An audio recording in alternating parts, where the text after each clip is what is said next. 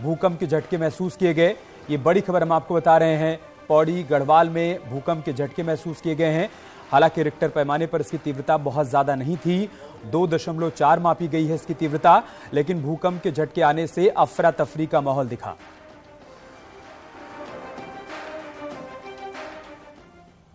एक बड़ी खबर देहरादून से आ रही है, जहां पर सचिवालय में धाबी कैबिनेट की बैठक जारी है और इस बैठक में राज्यपाल के बजट अभिभाषण पर चर्चा हो सकती है।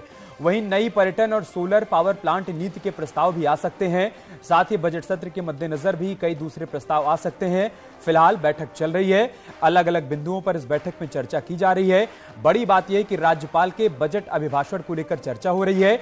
इसके अलावा नई पर्यटन और सोलर पावर प्लांट नीति के प्रस्ताव को भी कैबिनेट से हरी झंडी मिल सकती है। साथ ही बजट सत्र के मद्देनजर भी दूसरे प्रस्तावों पर चर्चा हो रही है। वो प्रस्ताव भी इस बैठक के बाद पास हो सकते हैं।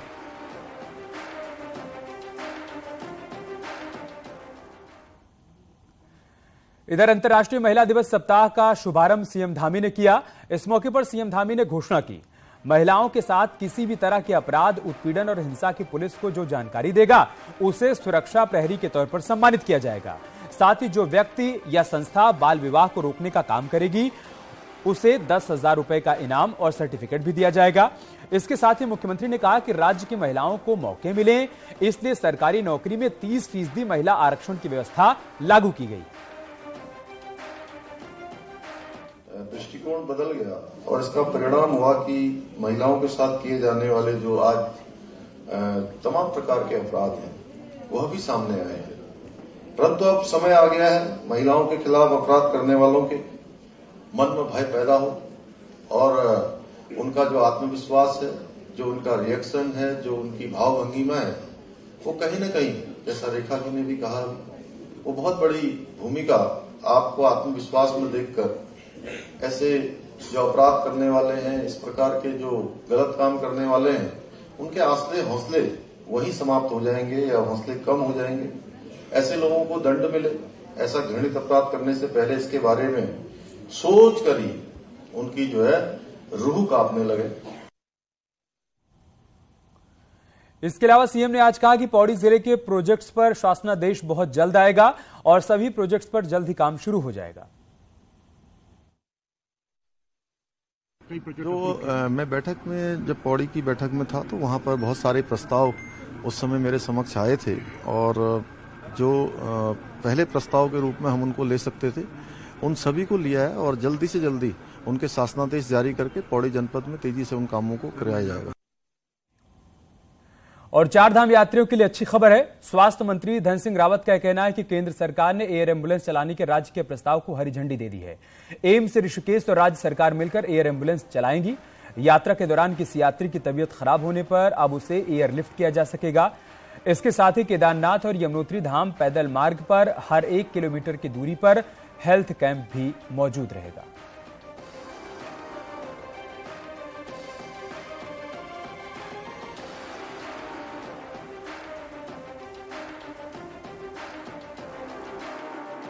हमने भारत सरकार को दिया था हम कि एयर एम्बुलेंस सेवा हमको दी जाए। भारत सरकार ने उसको भी स्वीकार कर दिया है और भारत सरकार ने कहा है कि एम्स ऋषिकेश और उत्तराखंड राज्य सरकार दोनों मिला के इस प्रोजेक्ट को आगे बढ़ाएंगे और उसकी स्वीकृति भी भारत सरकार ने दे दी है। अब मैं कह सकता हूं कि कोई क्रिटिकल मरीज अगर केदारनाथ में ज़्यादा दिक्कत आती है तो उसको हम एयरलिफ्ट जो है तुरंत एम्स में करा सकते हैं, श्रीनगर मेडिकल कॉलेज में करा सकते हैं। और इस बार हम जो केदारनाथ की जो पैदल यात्रा है और यमुनोत्री की पैदल यात्रा है, हर किलोमीटर पे 1-1 किलोमीटर पे एक स्वास्थ्य बूथ लगाया जाएगा। केदारनाथ धाम के कपाट 25 अप्रैल को खुलने हैं। ऐसे में प्रशासन की तैयारियां युद्ध स्तर पर चल रही हैं। जिला प्रशासन ने केदारनाथ यात्रा के लिए 43 नोडल अधिकारी और 25 सहायक नोडल अधिकारी की तैनाती का आदेश दिया है। यात्रा में इस बार 5000 घोड़े खच्चरों का ही रजिस्ट्रेशन किया जाएगा, जिनके लिए जल संस्थान द्वारा यात्रा मार्ग में गर्म पानी के गीजर भी लगाए जा रहे हैं। तीर्थयात्रियों के लिए वाटर एटीएम की व्यवस्था की जा रही है। केदारनाथ धाम में इस बार टोकन व्यवस्था लागू होगी। टोकन के आधार पर ही श्रद्धालु दर्शन कर पाएंगे। यात्रा मार्ग में बर्फ हटाने में 50 मजदूरों की टीमें लगी हुई हैं, जिनको 3 हिस्सों में विभाजित कर काम किया जा रहा है।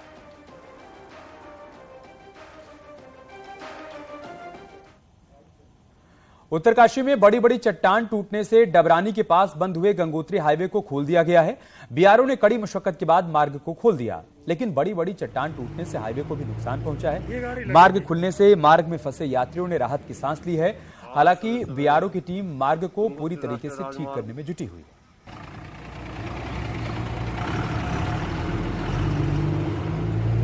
ये गाड़ी लगेगी। मार्ग डबरानी के पास कहीं बोल्डर गिर गया था, जिससे अवरुद्ध हुआ था। अभी सुचारू कर लिया गया है और बीआरओ को उसको सही करने, अगर कहीं पर क्षतिग्रस्त हुआ है मार्ग तो उसको रिपेयर करने के निर्देश। इधर चंपावत एसओजी और पुलिस के साथ ही एंटी ह्यूमन की टीम को बड़ी कामयाबी मिली है। बनबसा पत्रकार के 5 महीने से गुमशुदा बेटे प्रशांत बिष्ट को आखिरकार यूपी के फर्रुखाबाद से एक होटल से सकुशल बरामद किया गया। बीते साल बनबसा दौरे पर सीएम पुष्कर सिंह धामी खुद पत्रकार के घर बनबसा गए थे और पुलिस को कार्यवाही के निर्देश दिए थे। बेटे के मिलने की खुशी पत्रकार के चेहरे पर देखी जा सकती है। मुख्यमंत्री सहित पुलिस टीम का धन्यवाद उन्होंने अदा किया है। पुलिस की इस कामयाबी पर मुख्यमंत्री पुष्कर सिंह धामी ने टीम को बधाई दी है।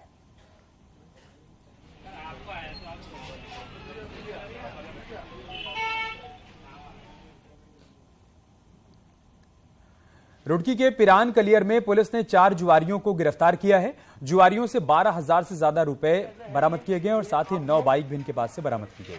पुलिस को कई दिनों से इस इलाके में जुआ खेलने की सूचना मिल रही थी, जिसके बाद पुलिस ने मौके पर छापेमारी की और इन्हें धर दबोचा। ये कैसे है? ये आप लोग बटा बचारो। उत्तरकाशी में इस बार फायर सीजन में जंगलों में भीषण आग की आशंका है, क्योंकि जिले में बारिश लगभग ना के बराबर हुई है। उत्तरकाशी जिले का 90% हिस्सा वन क्षेत्र में आता है। कुछ ऊंचाई वाले क्षेत्र को छोड़ दें तो ज्यादातर क्षेत्र में बारिश और बर्फबारी बिल्कुल भी नहीं हुई है, जिससे गर्मी बढ़ते ही जंगलों में विकराल आग का खतरा मंडरा रहा है। कुछ जगहों से आग की घटनाएं भी सामने आई हैं। उत्तरकाशी जिले में अपर यमुना वन प्रभाग, टोंस वन प्रभाग, गंगोत्री नेशनल पार्क, इसके अलावा गोविंद वन्य जीव विहार भी आता है और इस पूरे क्षेत्र में बेशकीमती वन संपदा समेत दुर्लभ प्रजाति के वन्य जीव भी रहते हैं। वन विभाग की ओर से संवेदनशील क्रूज स्टेशन भी बनाए गए हैं। पूरे जिले में 100 से ज्यादा क्रूज स्टेशन स्थापित किए गए हैं।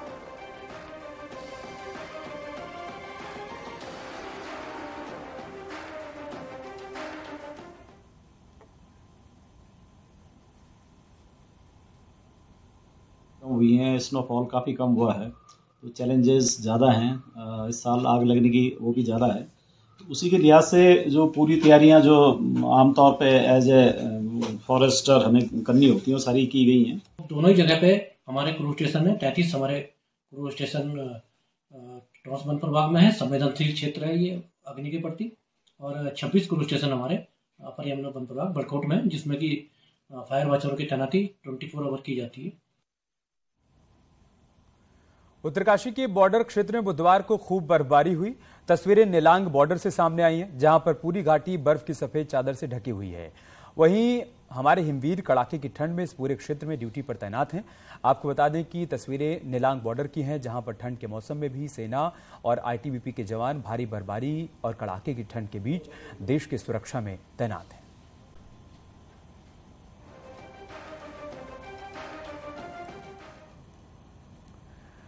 अगर आपको काली कुमाऊं की प्रसिद्ध खड़ी होली देखनी है तो आपको लोहाघाट आना होगा। यहां काली कुमाऊं की खड़ी होली के अपने ही रंग देखने को मिलते हैं।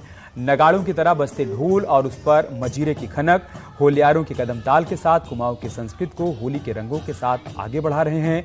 11 साल से रामलीला मैदान में हो रही इस होली महोत्सव की खूब चर्चा भी हो रही है।